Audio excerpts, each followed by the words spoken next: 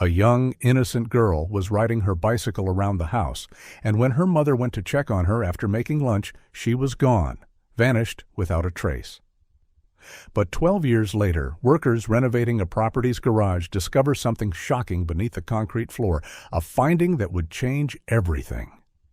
Cedar Brook Hollow wasn't the kind of place where children disappeared. The quiet, forested town nestled in the Pacific Northwest had always prided itself on its safety and community spirit. The town was characterized by its misty mornings, when fog would roll through the winding tree-lined roads, creating an almost ethereal landscape. Over the past decade, Cedar Brook Hollow had grown modestly with a few new developments sprouting up along its edges. The surge of Airbnb rentals had brought a steady stream of visitors as remote work made rural escapes more popular for city dwellers seeking temporary refuge in the tranquility of the forest. That afternoon in late May, Laura Forrester pulled into her driveway at exactly 3:17 p.m., just as she did most weekdays. At 40, her honey blonde hair was beginning to show strands of silver that she no longer bothered to hide. The lines around her eyes had deepened over the years, etched there by a grief no parent should ever have to bear. Laura switched off the engine of her aging car and gathered her pastry utensil box and uniform.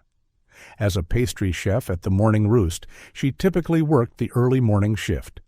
She'd start her day at 5:30 a.m., preparing the day's pastries and desserts, and finish by mid-afternoon, allowing her to come home to an empty house that never stopped feeling too quiet. Laura Forrester was a mom, or used to be a mom, before her daughter Emily disappeared 12 years ago. Emily was only 8 when she vanished one morning during summer break. Laura had been in the kitchen preparing lunch when she realized she hadn't heard the familiar sound of Emily's giggles for over an hour. She'd called out, checked the backyard, then the front yard, then the neighbors' houses. By nightfall, the entire town was searching for the little girl with the bright smile and golden curls. In the aftermath, Laura's husband couldn't bear the weight of their shared grief. He blamed Laura for not watching Emily closely enough, for being in the kitchen instead of outside with their daughter. 6 months after Emily's disappearance, he filed for divorce and moved to Seattle, leaving Laura alone with her guilt and a house full of memories. As Laura entered her home, she placed her pastry utensil box on the kitchen counter and hung her black and white checkered uniform on the back of a chair. The house was quiet as always. She was about to head upstairs for a shower when her phone rang. The screen displayed a name she hadn't seen in years. Detective Dean Harlan. Dean had been the lead investigator on Emily's case. In the early days, he'd call Laura daily with updates, but as months turned to years and the case went cold, the calls had stopped. Now, Laura often had to reach out to the police department herself, only to be told there were no new leads. Her heart raced as she answered. "Detective Harlan?" "Miss Forrester, good afternoon." His voice was deeper than she remembered, perhaps aged by the years that had passed since they'd last spoken. "Are you at home?" "Yes, I just got back from work. Is everything okay?" There was a brief pause. "Something's come up related to Emily's case. It's important. Would it be all right if I came by to speak with you in person?" Laura's hand tightened around the phone. "Of course.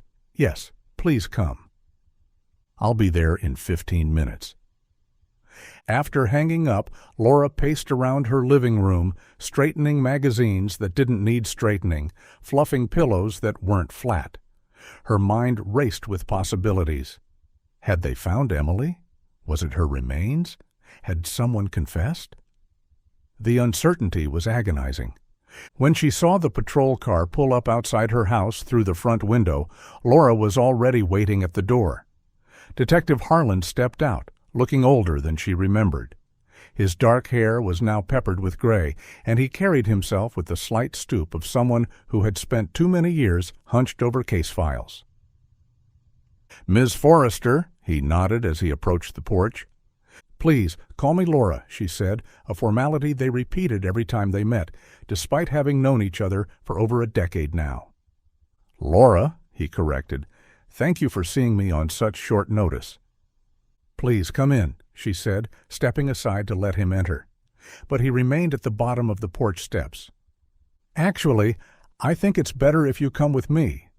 We've found something, an important piece of evidence related to Emily's case." Laura's breath caught in her throat.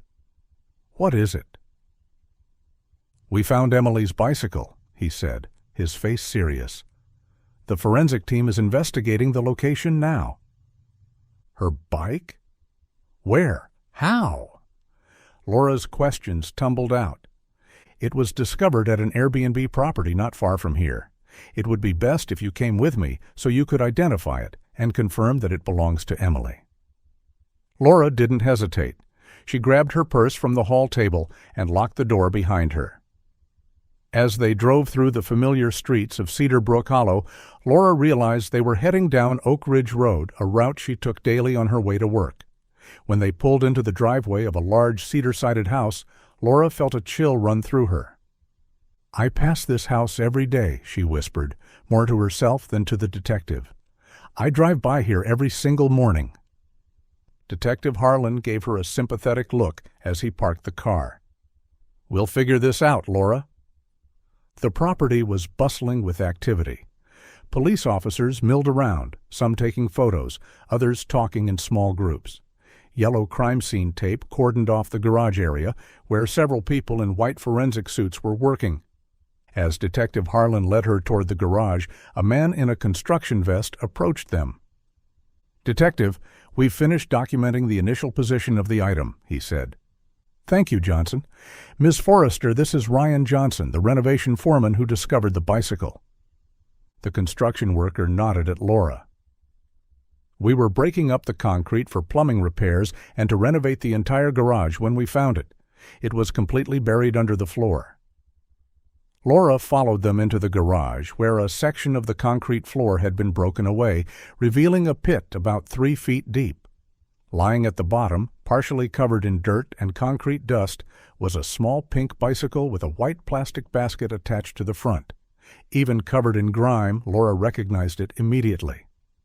"That's hers," she said, her voice barely audible. "That's Emily's bike." She stepped closer to the edge of the pit, drawn by the sight of something her daughter had touched, had loved. The bike was rusted and deteriorated, but unmistakable. "Are you sure?" Detective Harlan asked gently. Laura nodded and pointed to the handlebars. "Those decorations, see the purple and pink streamers? Emily never let anyone take those off. She loved them." Her voice broke on the last word, and she covered her mouth with her hand. "The bike was deliberately placed here," the construction foreman added. "It wasn't just accidentally covered up during construction. It was buried deep, meant to be hidden." "Was there?" Laura couldn't finish the question, fear constricting her throat. Detective Harlan understood. "There are no human remains, Laura. Just the bicycle." Laura nodded, relief mingling with the renewed grief of seeing her daughter's possession after so long. "Thank you for confirming this for us," Detective Harlan said. "The forensic team will now extract the bicycle and analyze it for fingerprints and any traces of DNA, though after 12 years underground, I'm not sure what they'll be able to find." "Have you spoken to anyone about this? The owners, or—" "We've contacted the property caretaker, a man named Ernest Mallory. One of my officers went to pick him up about half an hour ago. We also have the contact information for the last guests who stayed here. They checked out yesterday and live in Seattle. We're reaching out to them as well." Laura stared at the pink bicycle in the pit, the most tangible connection to her daughter she'd had in 12 years. For the first time in a long time, she felt something other than the dull ache of loss, a spark of hope. Laura felt rooted to the spot as she watched the forensic team work. She took several photos of the bike with her phone, careful not to disrupt the investigation. The forensic officers were meticulous, documenting every angle before preparing to remove the bicycle from its concrete tomb. "We'll treat this with the utmost care," a female forensic officer assured Laura, noticing her anxious gaze. "Every detail matters." As they continued their work, the sound of tires on gravel announced the arrival of another police vehicle.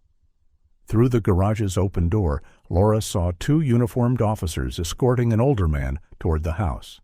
He appeared to be in his late 50s, with thinning gray hair and a weathered face. His posture was slightly stooped, and he walked with the careful steps of someone trying to appear smaller than he was. "That's Ernest Mallory, the property caretaker," Detective Harlan said, following Laura's gaze. "Let's go hear what he has to say." They walked outside to where the officers had brought the man to stand near the patrol car. Up close, Ernest Mallory looked even more weathered, with deep creases around his mouth and eyes that darted nervously between the detective and Laura. "Mr. Mallory," Detective Harlan began, "I'm Detective Dean Harlan, lead investigator in the Emily Forrester disappearance case. This is Laura Forrester, Emily's mother." Ernest nodded stiffly, not quite meeting either of their eyes. "I heard something was found. The officers wouldn't tell me much, just that I needed to come here right away." "We've discovered a child's bicycle buried under the concrete floor of the garage," Detective Harlan explained. "It has been identified as belonging to Emily Forrester, who disappeared 12 years ago at the age of 8. Ernest's eyes widened. "A bicycle under the concrete?" His voice rose slightly.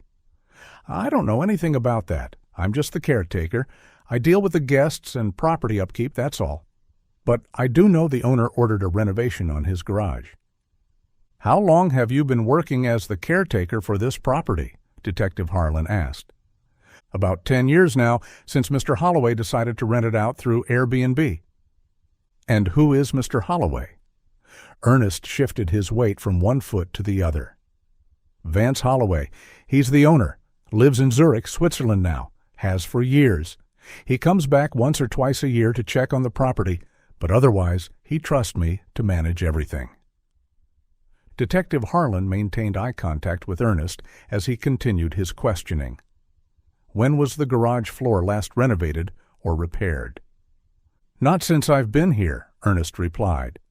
"The house was built about 13 years ago. Mr. Holloway lived here for a few years before moving to Europe."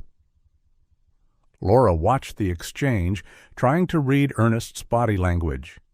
There was something in the way he kept glancing at the garage, a nervousness that seemed excessive even under the circumstances. Detective Harlan's voice took on a harder edge. "Mr. Mallory, I'll be direct with you. The main suspects in this case at this point are the people who have had regular access to this property.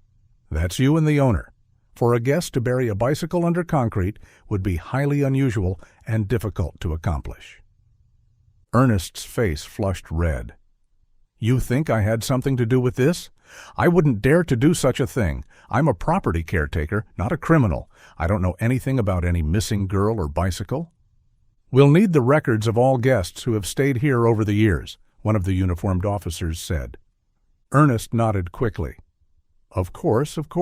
I can provide all of that. This property is one of the favorites in the area.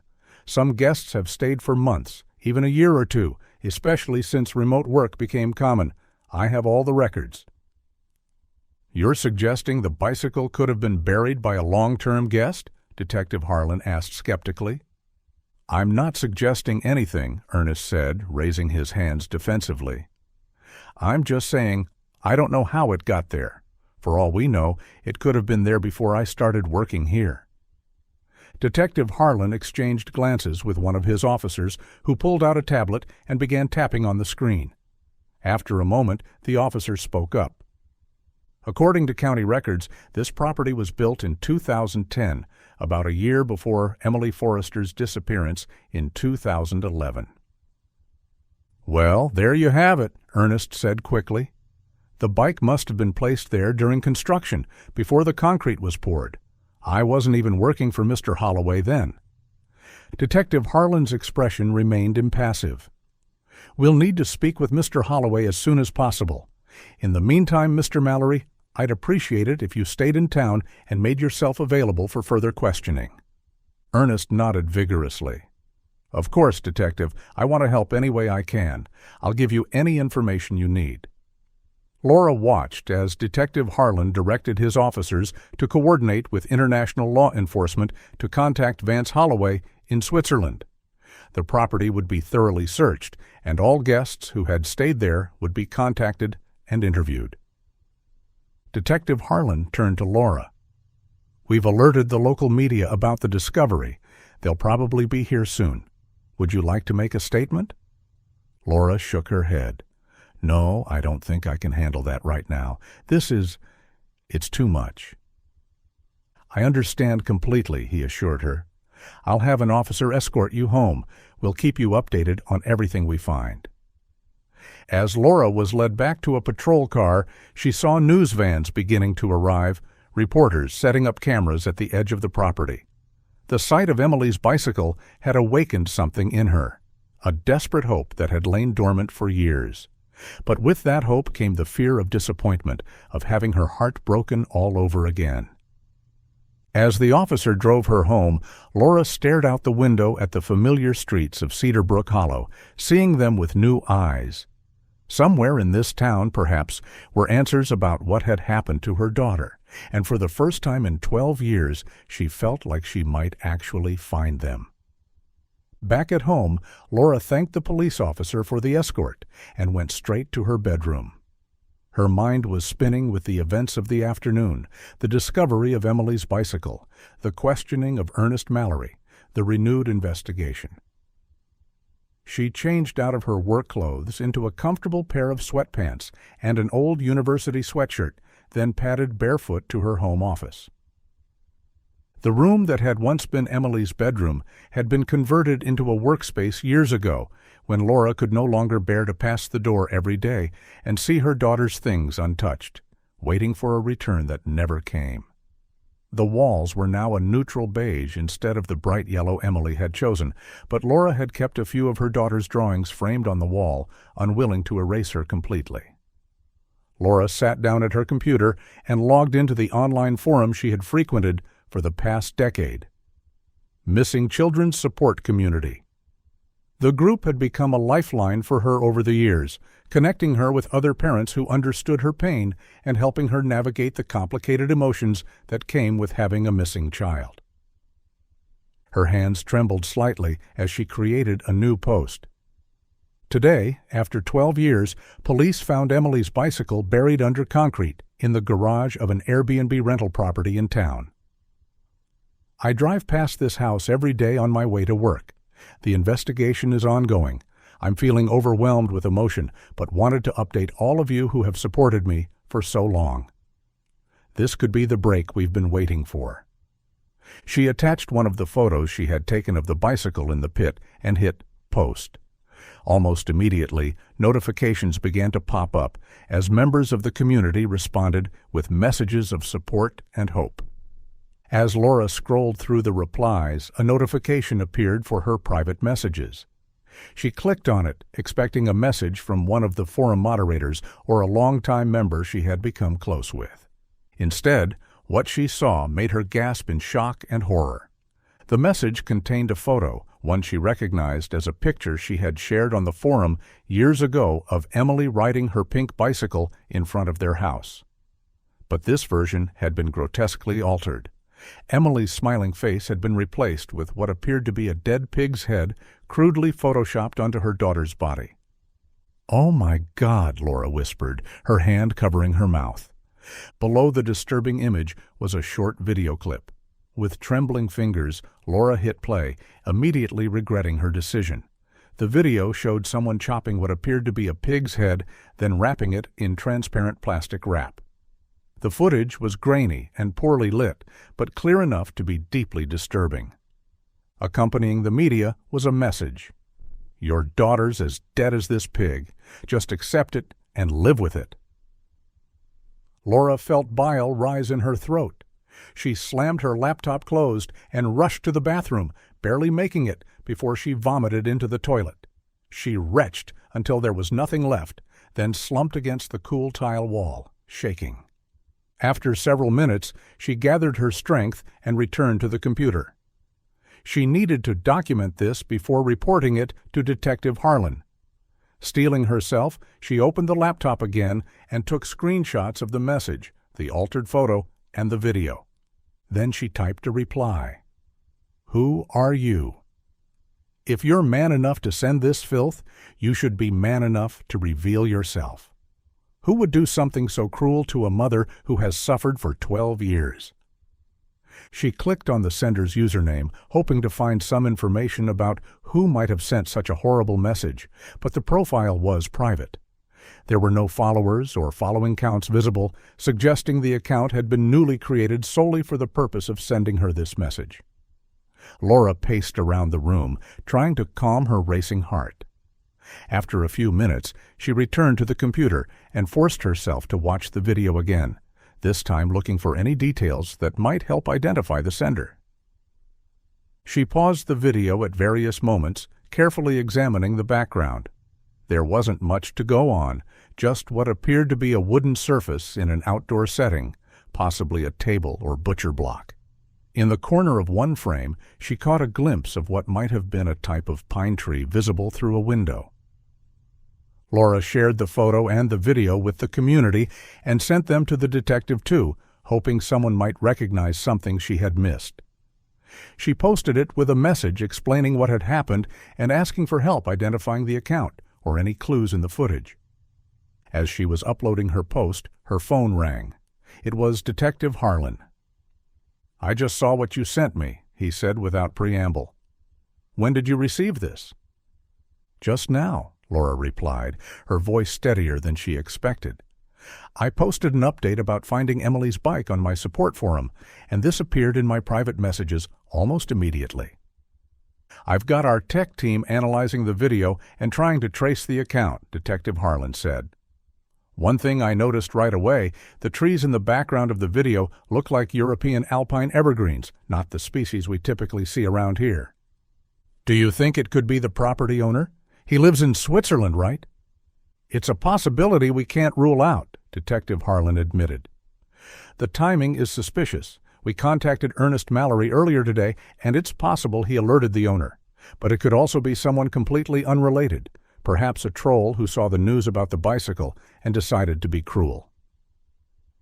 "Have you found anything else at the house?" Laura asked. "We've conducted a thorough search of the entire property," Detective Harlan replied. "There are no signs of human remains or any other evidence related to Emily's case, which is positive. We're continuing to process the scene, but so far the bicycle is our only solid lead." "What about the guests? Have you reached any of them yet?" "We're still in the process of contacting them. As you can imagine, with years of rental history, it's going to be a slow process, but we're prioritizing long-term stays and anyone who was there around the time Emily disappeared." Detective Harlan paused, then continued. "Our forensic team has completed their preliminary examination of the bicycle. As we expected, they found no usable fingerprints or DNA samples. The bike has been underground too long, and the concrete and moisture have destroyed any biological evidence that might have been present." Laura closed her eyes, trying not to let disappointment overwhelm her. "So we're back to square one?" "Not at all," Detective Harlan assured her. "Finding the bicycle is a major breakthrough. It tells us that whoever was involved in Emily's disappearance had access to that property. It narrows our focus significantly." After they ended the call, Laura returned to her computer. Her forum post had generated dozens of new replies, with members offering analysis and support. Some agreed with Detective Harlan that the trees in the video appeared to be European species, while others pointed out inconsistencies in the footage that suggested it might be digitally altered or even generated by AI. Laura spent the next few hours reading and responding to comments, grateful for the distraction and the collective expertise of the community. With each supportive message, she felt a little stronger, a little more capable of facing whatever might come next in the investigation. But beneath it all ran a current of dread. Someone out there wanted her to stop looking for Emily. Someone wanted her to believe her daughter was dead, and that someone might have been watching her for years, waiting for the moment when hope returned to crush it once again. The remainder of the day and evening passed in a blur as Laura continued to engage with the online forum. The community had rallied around her, offering analysis of the disturbing video and photo as well as emotional support. Technical experts in the group had examined the footage, frame by frame. "The lighting is inconsistent between frames," one member wrote, "and there's a strange artifacting around the edges of the pig's head that suggests digital manipulation." "I work in video authentication," another commented. "This looks like a composite to me, real footage of butchering mixed with AI-generated elements to make it appear as though it happened in a specific location."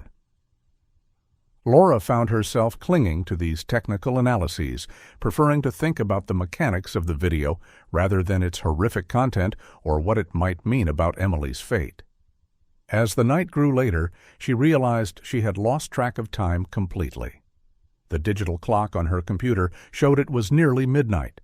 She logged out of the forum, promising to update the group if she learned anything new, and shut down her computer. Though exhausted, Laura knew sleep would be elusive. Her mind was too active, racing with scenarios and possibilities. Despite this, she went through the motions of her nighttime routine, washing her face, brushing her teeth, changing into pajamas.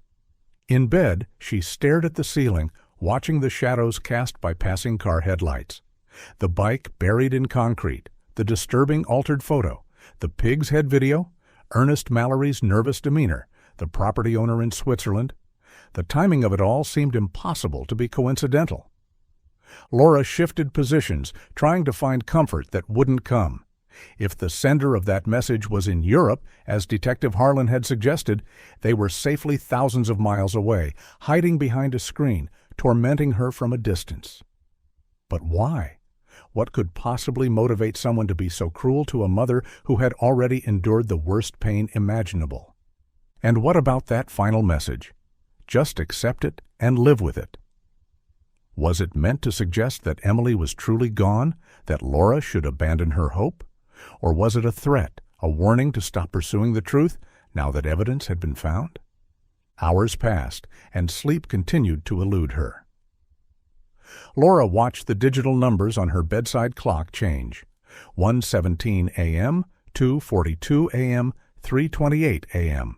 By 4 a.m., she had given up entirely. "This is ridiculous," she muttered to herself, switching on the bedside lamp. If she couldn't sleep, at least she could be productive. Laura got out of bed and changed into black jeans and a soft green sweater. She gathered her pastry utensil box, her chef's uniform, and her purse. It wasn't unusual for her to arrive at the Morning Roost early, though 4 a.m. was extreme even by her standards. But the bakery owner, Marge, had given Laura her own key to the back door years ago, trusting her completely with the business she had built over 3 decades.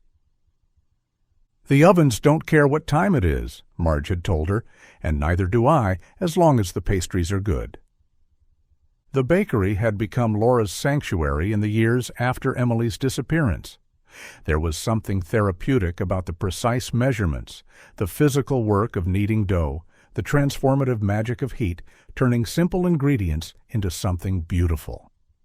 In the kitchen, Laura could focus on creating something tangible, something that brought joy to others when she had been unable to protect what mattered most to her.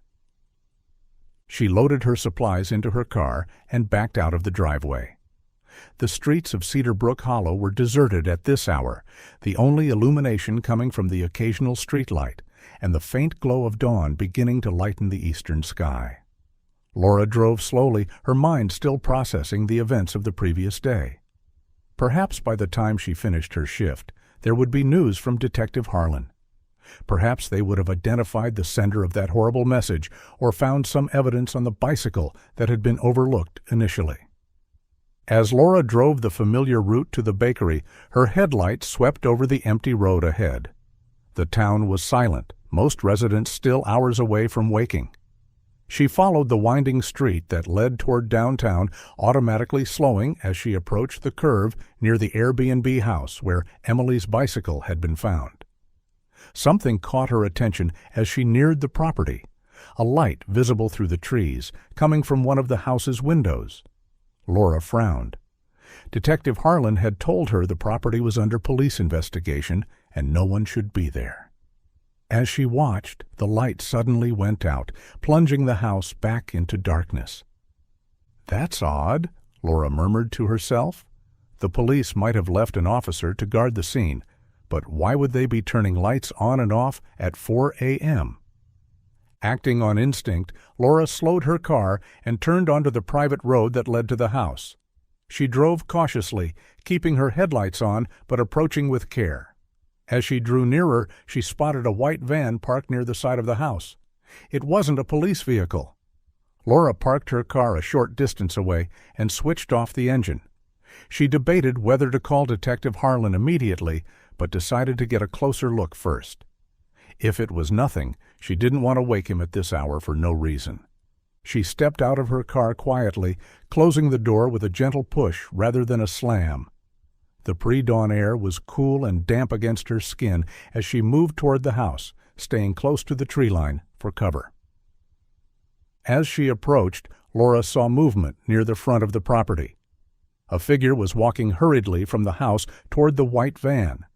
Ernest Mallory, the caretaker. Even in the dim light, she recognized his stooped posture and nervous gait. Ernest was carrying something, though Laura couldn't make out what it was from her distance. He placed the item in the van and turned back toward the house, then froze as he heard the sound of Laura's footsteps on the gravel driveway. "Who's there?" he called out, his voice tight with alarm. Laura hesitated, then stepped into view. There was no point in hiding now.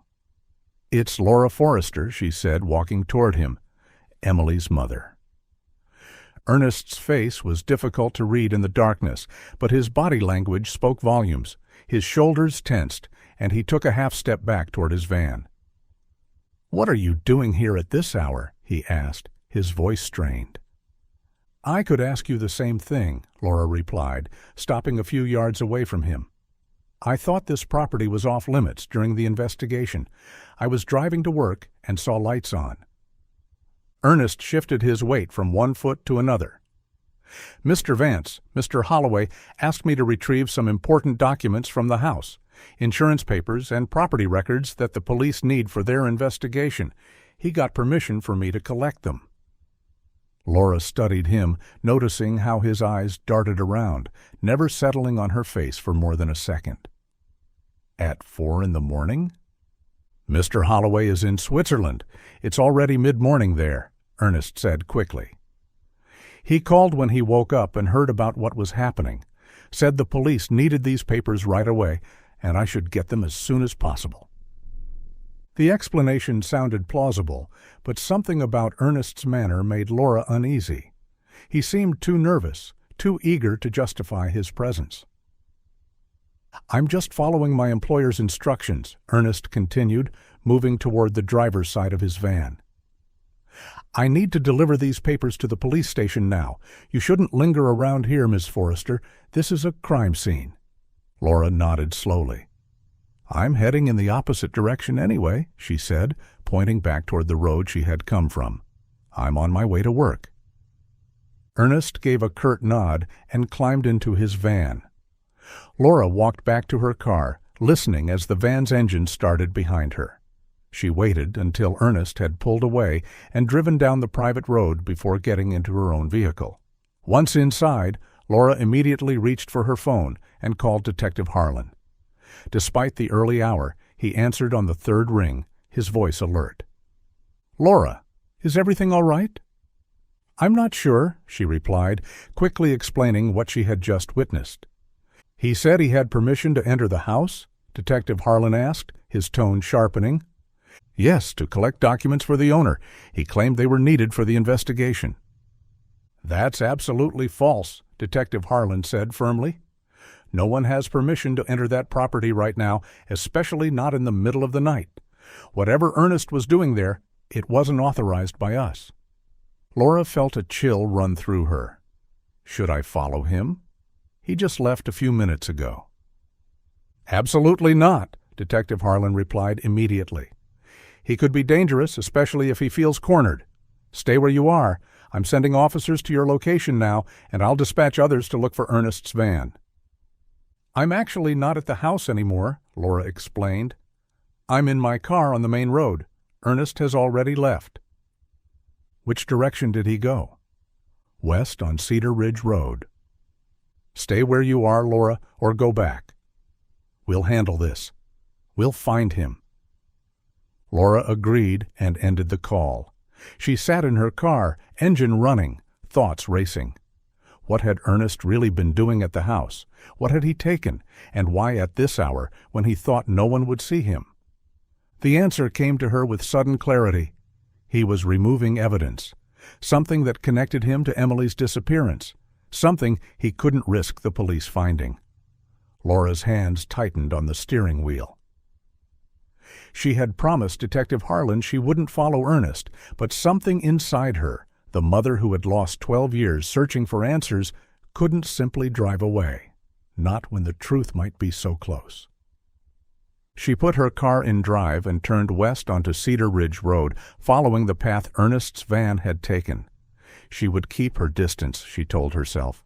She wouldn't confront him. She would just see where he was going, and this road could also lead to the Morning Roost. Laura continued driving west on Cedar Ridge Road, keeping a careful eye out for Ernest's white van. The road wound through a dense section of forest, with few houses and even fewer street lights. In the pre-dawn darkness, Laura relied heavily on her headlights to navigate the curves and dips in the pavement. She wasn't actively trying to catch up to Ernest. In fact, she preferred to maintain a safe distance. Her goal was simply to discover where he was going, what he was doing with whatever he had taken from the house. Laura checked her GPS to confirm she was still on the right path. Cedar Ridge Road was a fairly straight shot for several miles, though it twisted and turned through the forest terrain. According to the map, if she continued following this road, she would eventually connect to Hillside Avenue, which would lead her back to town from the western edge, not far from where the Morning Roost was located. This realization provided some comfort. She wasn't going completely out of her way.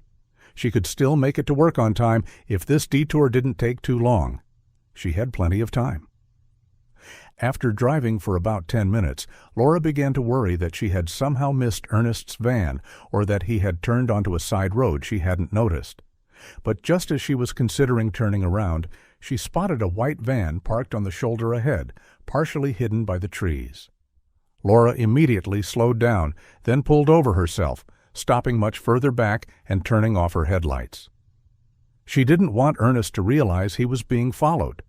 From this distance, she could just make out the outline of the van in the growing dawn light. Uncertain what to do next, Laura decided to roll down her window, hoping to hear any sounds that might give her a clue about what Ernest was doing. As the window lowered, a faint smell reached her. Smoke, acrid and chemical, not the pleasant aroma of a campfire. Laura peered through the trees and saw thin wisps of black smoke rising from the forest not far from where Ernest had parked. He was burning something. She debated her next move. Should she call Detective Harlan now? But what would she tell him exactly? That Ernest had pulled over and might be burning something in the woods? It wasn't much to go on, and by the time the police arrived, Ernest could be long gone. As Laura weighed her options, she saw movement by the van. Ernest emerged from the trees, carrying what appeared to be a metal barrel. Even from this distance, Laura could see that it was a burn barrel, the kind used for safely containing fires when burning yard waste. Ernest loaded the barrel into the back of his van, his movements hurried and anxious. He kept glancing around, clearly worried about being seen.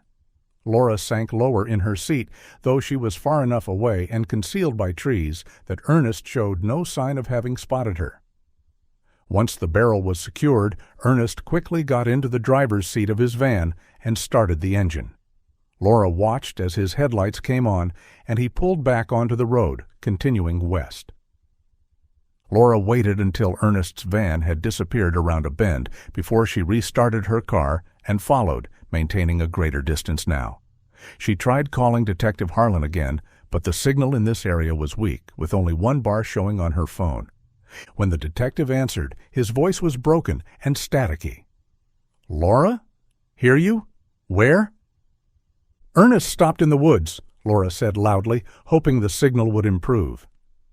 "He was burning something in a barrel. Now he's driving west on Cedar Ridge Road again." "Don't follow. Dangerous." The detective's voice cut in and out. "Police, coming."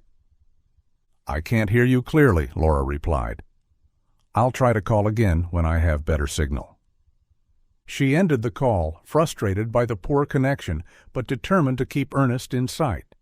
Whatever he was doing, it was suspicious enough that he felt the need to do it secretly in the early hours of the morning. And given the timing, just hours after Emily's bicycle had been discovered, Laura couldn't help but think it was related to her daughter's case. The road continued to wind through the forest for several more miles before Laura noticed Ernest's van slowing down ahead. He turned onto a narrow side road that Laura might have missed if she hadn't been watching closely. She drove past the turn, then pulled over when she was out of sight. Checking her GPS, Laura saw that the side road led to a small residential area. Whispering Pines Lane, a cul-de-sac with only a handful of homes set far apart from each other. This must be where Ernest lived. Laura waited a few minutes, then slowly drove back to the turn. She took it carefully, keeping her headlights dim and moving at a crawl to minimize noise. The lane was narrow and densely forested on both sides, providing good cover as she advanced. After about a quarter mile, the trees thinned out, revealing a small clearing with several houses set well back from the road. Laura parked at the edge of the forest where her car would be less noticeable and used her phone's camera to zoom in on the scene. Ernest's van was parked in front of a modest single-story home with weathered blue siding. She watched as he unloaded the burn barrel from his van and carried it to the side of the house, disappearing from view temporarily. When Ernest returned to his van, Laura was surprised to see him wheeling what appeared to be a cart or trolley. It was difficult to make out details from this distance, but the object was distinctly red. A fire trolley, she realized with a start. The kind used to transport items through industrial facilities or warehouses. Ernest parked the trolley beside the van, its door already open, and hefted something heavy from the trolley into the vehicle. Then he wheeled the trolley back into the house. He was gone for quite a while, leaving Laura to wonder what he could possibly be doing that required such equipment. She checked her phone again, hoping the signal had improved, but still showed only one bar. She tried calling Detective Harlan anyway. "Detective, I'm on Whispering Pines Lane," she said as soon as he answered, speaking clearly and hoping he could hear her. "Ernest lives here. He's brought the burn barrel to his house, and now he has some kind of red trolley. I think he's moving something heavy." This time, the detective's voice came through more clearly. "Laura, listen to me. This is extremely dangerous. I need you to leave that area immediately. Our officers are on their way, but it will take them time to reach that location. Do not approach Ernest or his property." "I won't," Laura promised. "I'm staying in my car, well hidden." "I understand," Detective Harlan said, his tone softening slightly. "But your safety is paramount. Please, start driving back toward town now. We'll handle Ernest." Laura hesitated, torn between her desire to see what Ernest was doing and her recognition of the potential danger. "All right," she said finally. "I'm leaving now." But as she prepared to start her car, Laura saw Ernest emerging from his house again, pushing the fire trolley toward his van. Laura kept her gaze fixed on Ernest's house, watching as he struggled with the fire trolley at his van. He seemed to be unloading something heavy from the trolley into the vehicle, his movements labored and awkward. From her vantage point, Laura could see him bending and straining, but couldn't make out what he was handling. Once he had finished, leaving the van's rear doors open, Ernest pushed the empty trolley back toward his house. Laura quickly snapped several photos with her phone, zooming in as much as the device would allow. The images were grainy in the dim early morning light, but they might provide valuable evidence later. Why would he be moving heavy items at this hour, she wondered aloud. Especially right after the police found Emily's bicycle? The questions swirled in her mind as she continued to watch Ernest's house. After several minutes, he appeared again, pushing the trolley toward his van for the third time. Like before, he struggled to transfer whatever was on the trolley into the vehicle. This is the third trip, Laura thought. Once Ernest had completed the transfer, he loaded the trolley itself into the van before closing the doors.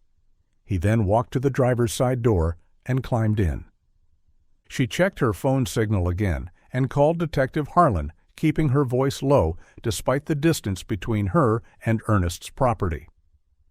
"Ernest is loading something from his house into his van using a fire trolley," she reported as soon as the detective answered. "He's made one trip already and has gone back inside for more." "Where exactly are you now?" Detective Harlan asked, his voice tense. "Still on Whispering Pines Lane, parked at the edge of the trees. I'm a good distance from his house. He can't see me." "But he's getting in the van," Laura said urgently. "I think he's about to leave."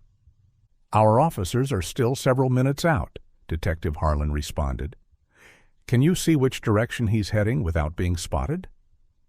"Yes, there's only one road out of this cul-de-sac. He'll have to pass by me to leave." Laura watched as Ernest started his van and began to drive slowly down the lane toward the main road. She ducked down in her seat as the van approached, not wanting to be seen. "He's heading back toward Cedar Ridge Road," she whispered into the phone. As soon as Ernest's van had passed and turned onto the main road, Laura saw multiple police cruisers with lights flashing but no sirens racing toward the cul-de-sac. They must have been driving with their sirens off to avoid alerting Ernest to their approach. The first cruiser slowed as it neared the intersection, and Laura saw Detective Harlan inside, speaking urgently into his radio.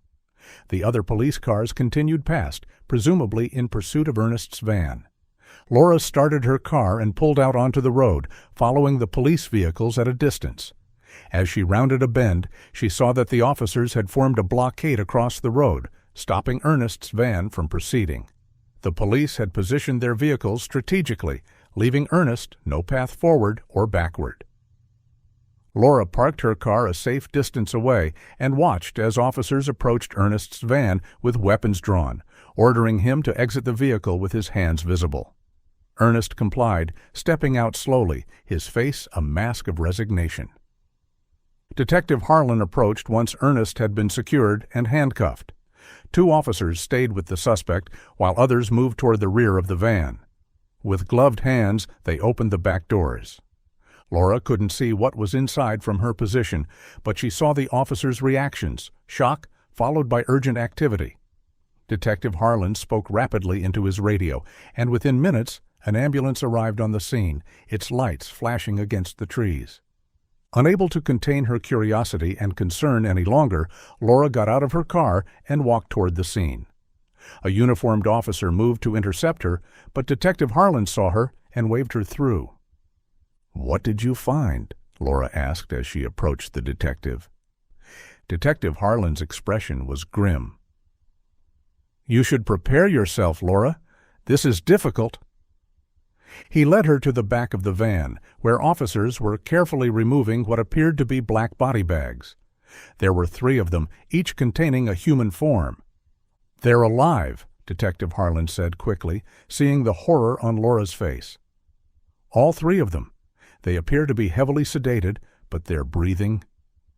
Laura stared at the body bags, her mind struggling to process what she was seeing. Is one of them Emily?" she whispered. Before Detective Harlan could answer, one of the medical technicians carefully unzipped the first bag, revealing the full figure of a young woman with pale blonde hair. Though the features were those of an adult, not the 8-year-old child Laura remembered, there was no mistaking her daughter's face. "Emily," Laura breathed, her legs nearly giving way beneath her. Detective Harlan caught her arm, steadying her. "We need to get them to the hospital immediately," a paramedic called out. "They're stable, but heavily drugged." Laura watched in stunned silence as the medical team carefully transferred the 3 body bags to stretchers and loaded them into the waiting ambulance. Emily and two other young women, all unconscious but alive. Across the road, Ernest stood in handcuffs between two officers. When he saw Laura looking at him, his face contorted with rage. "You should have accepted it," he shouted at her. "She's dead to me, and she would have been to you too if you hadn't interfered." Laura took a step toward him, anger surging through her body. "How could you?" she demanded. "How could you take her from me?" She was just a child. Ernest spat on the ground, his eyes blazing with a twisted hatred. "You should have just lived with it," he snarled. "That's enough," Detective Harlan interrupted, nodding to the officers to take Ernest away. They led him to a police cruiser and placed him in the back seat. "I recognize that line," Laura said, her voice shaking. "It's the same message I received online. Your daughter's as dead as this pig, just accept and live with it." It was him. He sent me that horrible message and video. "We'll add that to the charges," Detective Harlan assured her. "Right now, the priority is getting those women medical attention. Would you like to ride in the ambulance with Emily?" Laura nodded, unable to speak through the tightness in her throat. After 12 years of searching, of hoping against hope, her daughter was alive, changed, grown, traumatized beyond imagining, but alive. As she climbed into the ambulance beside Emily's stretcher, Laura gently took her daughter's hand. It was larger than she remembered, the fingers longer, the nails neatly trimmed, but unpolished. This was not the hand of the 8-year-old who had ridden away on her pink bicycle, but the hand of a young woman who had endured unimaginable horrors. "I'm here, Emily," Laura whispered, squeezing gently. "I never stopped looking for you. I never gave up." As the ambulance doors closed and the vehicle began to move, Laura held tight to her daughter's hand, vowing never to let go again. The ambulance raced through the morning streets of Cedar Brook Hollow, its siren cutting through the quiet dawn. Laura sat beside Emily's stretcher, holding her daughter's hand and studying her face. A face that had matured from the round-cheeked child in her memories to a young woman of 20. Emily's features were peaceful in unconsciousness, her breathing steady. The paramedic had assured Laura that her vital signs were stable, though they wouldn't know the full extent of her condition until they reached the hospital and doctors could perform a proper evaluation. "How long will she be unconscious?" Laura asked the paramedic who was monitoring Emily's vital signs. "Hard to say without knowing exactly what she was given," the paramedic replied. "But judging by her reactions to stimuli, I'd expect her to start coming around within a few hours once the drugs begin to wear off." The ambulance pulled into the emergency entrance of Cedar Brook Memorial Hospital, where a team of medical staff was waiting. The doors swung open, and Emily's stretcher was quickly unloaded and wheeled into the building, Laura following close behind. "We'll take her to Trauma Room 2, a doctor in blue scrubs directed. "The other 2 victims are in rooms 1 and 3. Laura listened as the paramedic briefed the hospital staff on Emily's condition, relaying vital signs and their observations during transport. The medical team worked efficiently, transferring Emily to a hospital bed and connecting her to monitors that displayed her heart rate, blood pressure, and oxygen levels. She waited outside until, after a while, a nurse approached and gently touched Laura's arm. "Ms. Forrester, the police would like to speak with you." Laura followed the nurse to a private waiting area where Detective Harlan was already waiting for her. "How is she?" he asked, as Laura sat down heavily in a chair across from him. "Stable," Laura replied, her voice distant. "Still unconscious. They're examining her now." Detective Harlan nodded. "We have officers stationed outside each of the women's rooms. They're safe now." "Have you identified the other 2 women?" Laura asked. "We believe so, tentatively," Detective Harlan said. Ernest's journal, along with missing persons reports that match their ages and physical descriptions, confirmed they are Kayla Bennett and Juliana Ramirez. Kayla went missing from Portland 11 years ago at age 9, and Juliana disappeared during a school field trip in Seattle 13 years ago, also when she was 9. Laura closed her eyes briefly, imagining the other mothers who would soon receive phone calls that would change their lives forever, just as her life had changed hours ago when Emily's bicycle was discovered. "What about Ernest? Has he said anything?" she asked, opening her eyes again. "Not much beyond his outburst at the scene," Detective Harlan replied. "He's invoked his right to an attorney, but we found plenty at his house: journals, photographs, records he kept of the girls' development. It seems he maintained some twisted fantasy of being their caretaker rather than their captor." "How did he keep them hidden for so long?" "Didn't anyone ever visit his house?" "The house has a storm bunker underneath it, converted into a soundproofed living area. From what we can tell, he kept them down there most of the time, especially when he had visitors, which was rare. He's something of a recluse." Laura shuddered at the thought of Emily and the other girls living underground for years, hidden away from the world in a bunker beneath their abductor's house. "We also found his laptop," Detective Harlan continued. "Our tech team has confirmed he was the one who sent you that manipulated photo and video. He created a new account just for that purpose. The video was, as some of your forum members suspected, digitally altered using AI to make it appear as though it was filmed in Europe." To throw suspicion on the property owner, Laura realized. Exactly. He was trying to shift the focus away from himself. "We've been in contact with the Swiss authorities. They've interviewed Mr. Holloway. He admits to ordering the renovation, but denies any knowledge of this situation. That said, we'll continue to investigate his possible involvement." A doctor entered the waiting room. "Ms. Forrester, I'm Dr. Patel. I've completed my initial examination of your daughter." Laura stood quickly. "How is she? Is she awake?" "Not yet, but she's showing signs of emerging from sedation. Her physical condition is remarkably good considering the circumstances.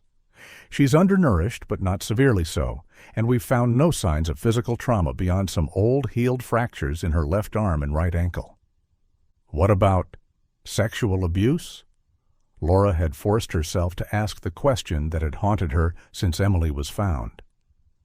Dr. Patel's expression had been carefully neutral. "We found no evidence of sexual assault or abuse.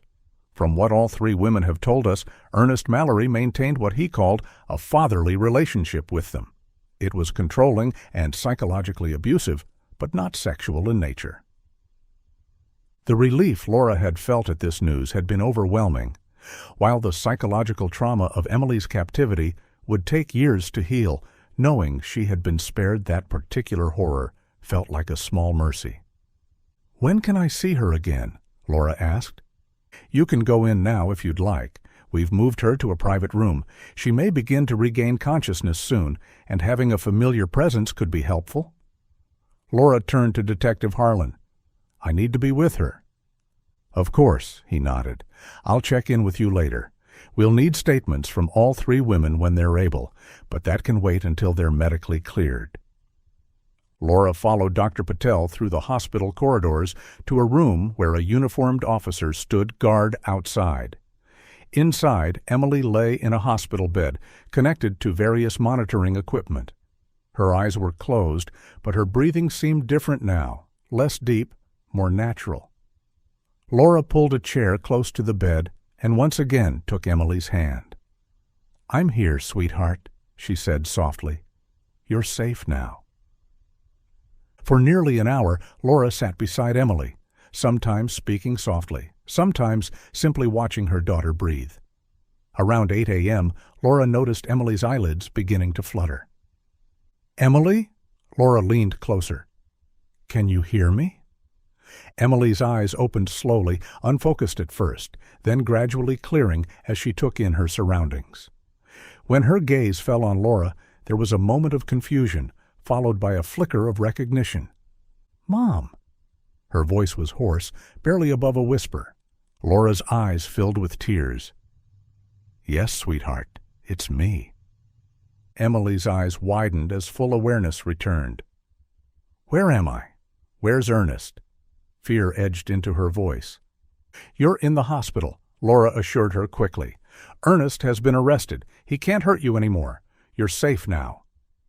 Emily stared at Laura as if trying to convince herself that what she was seeing was real. I thought I'd never see you again." Laura's tears spilled over. "I never stopped looking for you, never stopped hoping." A nurse entered the room and, seeing that Emily was awake, quickly checked her vital signs before going to alert the doctor. Dr. Patel returned moments later, accompanied by Detective Harlan. "Hello, Emily," Dr. Patel said gently. "I'm Dr. Patel. How are you feeling?" "Dizzy," Emily replied. "Tired, but okay." "That's normal. The medication you were given is still wearing off. We're going to take very good care of you." Detective Harlan stepped forward. "Emily, I'm Detective Harlan. I don't want to overwhelm you, but when you feel up to it, we'd like to ask you some questions about what happened." Emily nodded slowly. "The other girls, Kayla and Jules, are they here too? Are they okay?" "Yes, they're both here, and they're both safe," Detective Harlan assured her. "They're still unconscious, but the doctors expect them to recover just like you." Emily seemed to relax slightly at this news. "Good. I promised I'd keep them safe." Laura squeezed her daughter's hand. "You did, sweetheart. You all kept each other safe. And now you're home." Dr. Patel gently intervened. "Emily needs rest, but if she feels up to answering a few questions first, that might be helpful for the investigation." Emily nodded. "I want to help. I want him to stay locked up forever." "Can you tell us how Ernest took you?" Detective Harlan asked, pulling out a small notebook. Emily's gaze grew distant as she recalled that day 12 years ago. "I was riding my bike around our house. It was summer vacation, and Mom was inside making lunch." She glanced at Laura. "Ernest drove by in his truck. He stopped and offered me a candy bar. Then he asked if I wanted to see his cat that had just had kittens." Laura closed her eyes briefly, imagining the scene, her bright, trusting daughter being lured by such a common predator's tactic. "I said no at first," Emily continued, "but he said the kittens were in a garage nearby and I could bring my bike. I really wanted to see the kittens." Her voice broke. "There weren't any kittens. When we got to the empty house, I guess it was the Airbnb place before it was finished, he gave me a drink. It tasted funny, but I was thirsty from riding my bike. Then I got really sleepy." Detective Harlan nodded, making notes. "And then he took you to his house?" "Yes, to the bunker underneath. That's where I met Kayla. Jules came later. He told us there was a war outside, that our parents were dead, and he was protecting us." Emily's voice hardened. "But we figured out he was lying. We saw newspapers sometimes when he was careless. We knew there was no war."